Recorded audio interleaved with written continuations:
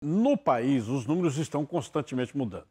São Paulo continua na liderança de casos acumulados e também de registros novos diários. Apesar dos altos números, quando a gente fala de mortalidade,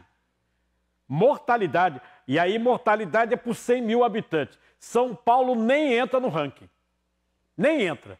Vejam aí que é o Ceará que fica na primeira colocação, seguido ainda de Amazonas, Rio de Janeiro, Roraima e Pará. Você vai vendo aí, esses são os dados oficiais do Ministério da Saúde. E eu mostrei, né, que faz 4 meses, depois do primeiro caso de coronavírus aqui em Pernambuco.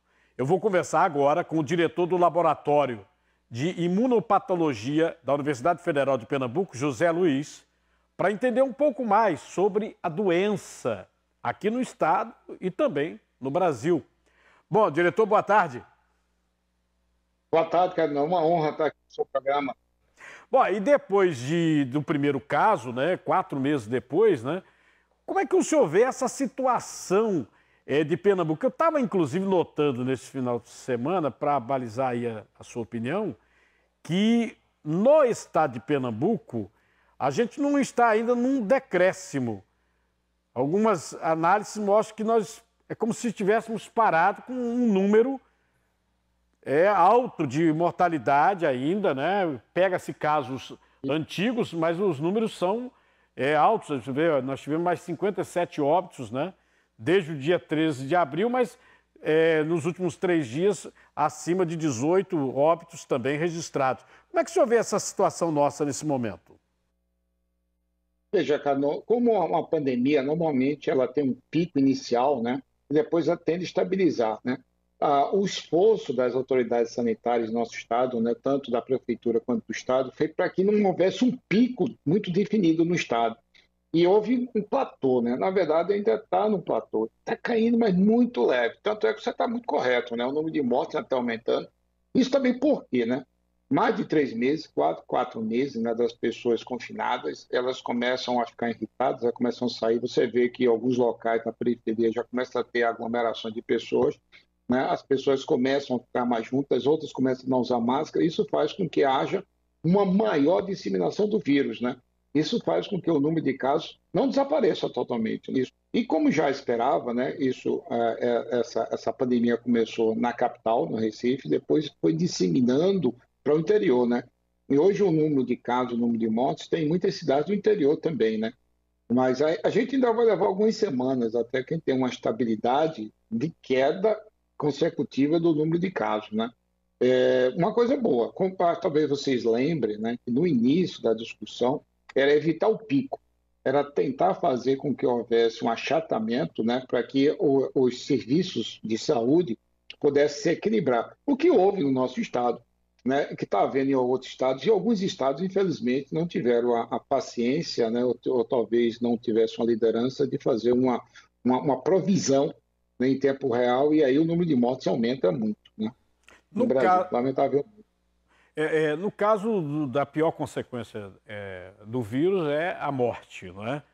É uma situação difícil, a gente ter que ficar todo dia falando de pessoas que perderam a vida. Neste momento, o senhor acredita que algo ainda pode ser feito? É claro, vamos esperar um remédio, uma vacina, mas algo pode ser feito para evitar essa consequência pior, que é a morte?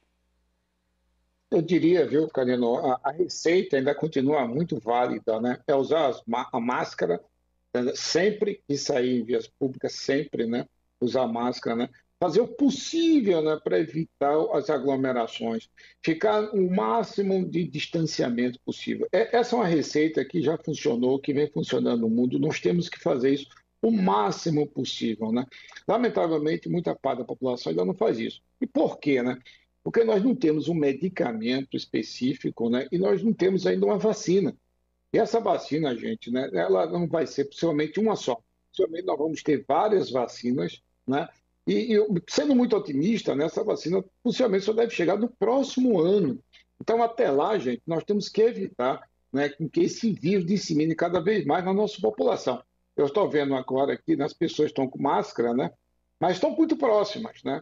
você tem reuniões, né, que as pessoas vão em determinados locais e não usam máscara. Agora mesmo está vendo um senhor sem máscara. Você imagina ele estar respirando, né? Se ele estiver contaminado, mesmo sendo assintomático, ele pode estar jogando vírus naquelas pessoas que vêm logo atrás dele. E eles talvez nunca tenham a doença, mas as pessoas que estão atrás dele, né, na caminhada pelo calçadão, possam ser contaminados. Você percebe? Então, todo cuidado, enquanto não tivermos uma vacina que possa imunizar, né, com muita eficiência a nossa população, esse cuidado tem que ser mantido, né? E eu espero, Cadinho, eu espero que esse hábito nosso, né, de higiene nas mãos, né, o hábito nosso de não entrar com o sapato dentro de casa sujo, o hábito nosso de trocar a roupa rapidamente quando chegar em casa, ele permaneça. Sabe por quê? Esse hábito, né, já existe naturalmente na população japonesa. Daí, se você olhar os números no Japão, né, eles estão muito baixos e eles controlaram rapidamente, né, e estão controlando rapidamente os pequenos focos pela cultura do povo japonês, né? Seria muito legal se o povo brasileiro começasse a incutir na nossa cultura do dia a dia esses hábitos, né? Tem um Com livro, certeza. inclusive, Penso como um Freak, né? Freak Monics, que são dois economistas que já relatam na África a experiência de um médico que não gastou tanto dinheiro, fez um acordo com uma fábrica de sabão só para as pessoas lavarem as mãos, evitou mortalidade infantil, mortalidade de adulto, E, né? Lavar a mão. perfeito. Lavar a mão. A higiene é uma coisa simples, né? Lavar a mão. Lavar a mão e ter esse respeito e solidariedade com o próximo. Nesse caso, usar sempre máscara, ficar distante, né, um período, isso ajuda muito, né? Com certeza, né? Eu espero, o povo brasileiro é um povo muito solidário, né? É um povo que tem muita paciência, né? Eu acho que esses hábitos, se a gente incorpora na nossa cultura, a gente, inclusive, evita que outras pandemias cheguem aqui. E se chegar, nós vamos ter um poder social para evitar com que muitos brasileiros morram. A questão da testagem, né? Nós temos hoje confirmados, são 72 mil casos.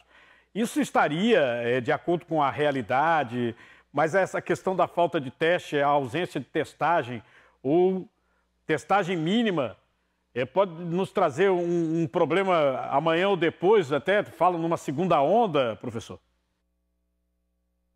Isso é uma verdade, Carino. A falta de teste, né, e a testagem, né, no Brasil, isso faz com que as nossas autoridades sanitárias eles fiquem sem um teto, né, eles fiquem sem um número. Muito esforço, né, do prefeito, o esforço do governador em prover, né, nosso estado, né, de leitos de enfermaria e leitos de UTI. Por quê? Porque como o número de testes era limitado, ficava muito difícil saber qual o número necessário dos leitos. Então, isso, na verdade, né, eles colocaram o máximo que eles podiam, né? Eu diria que ainda bem, né? Eu diria só 1 ou 2 semanas que nós tivemos fila para os leitos de UTI. Mas por conta de quê? Porque a gente não tem os testes. O Brasil é um dos países grandes, né, vamos dizer assim, que pouco se testa, né? E como não existe muito teste, fica muito difícil as autoridades sanitárias saber para onde vai, qual o caminho. Por exemplo, agora, né? O teste, né? O teste rápido. O teste rápido ele tem uma margem de erro muito grande. Isso é uma verdade. Ainda não conseguiu fazer ele mais eficiente, né? Para ele dar uma ideia se as pessoas, qual o nível de contágio do vírus. A gente não sabe no Brasil, porque ele não se faz os testes. Quantas pessoas positivas assintomáticas nós temos, né? A gente não sabe. Por quê? Porque os poucos testes, né, de PCR em tempo real, que é utilizado para o diagnóstico real da doença, né, eles são feitos basicamente naqueles que apresentam sintomas ou naqueles que estão internados, né?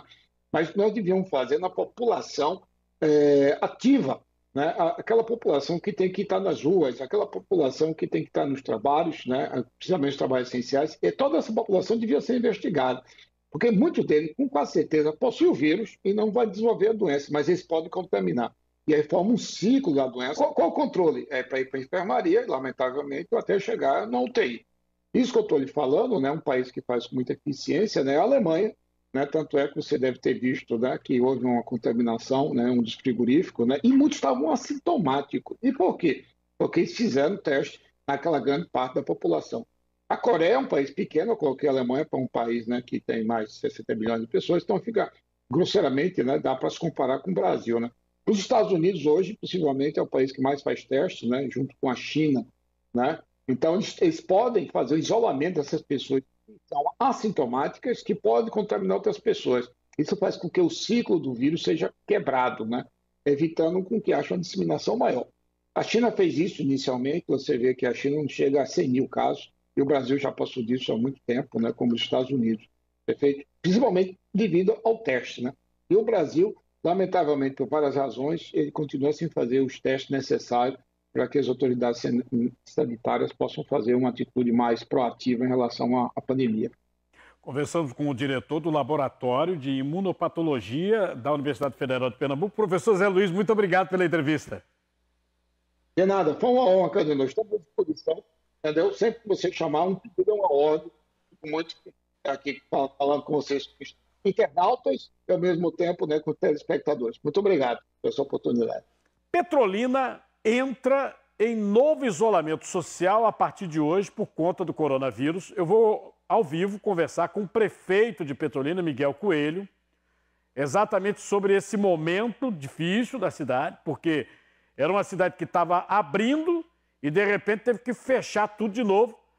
Bom, esse novo isolamento, prefeito, quanto tempo deve durar? Boa tarde. Boa tarde, Cardinô. Boa tarde a todos que estão em casa nos assistindo. O nosso decreto ele tem validade, começou hoje, né? Tem validade por 2 semanas, ou seja, 15 dias, e a gente está fazendo ele por uma questão preventiva. Hoje nós temos aqui a situação sob controle em Petrolina, do ponto de vista de leitos de UTI. Nós hoje estamos com a rede ocupada na casa dos 70%, como também dos leitos intermediários abaixo de 35%. Mas nos últimos 10 dias, o nosso alerta ligou, digamos assim, quando a gente percebeu um número maior de pessoas de outro estado e de outras cidades vindo serem hospitalizados aqui em Petrolina, como também um crescimento no número de casos. Para você ter uma ideia, antes, aí até o final de junho, né, até o dia 30 de junho, a gente tinha uma média de 150 notificações de síndromes gripais diárias. Hoje, esse número é superior a 250, 260.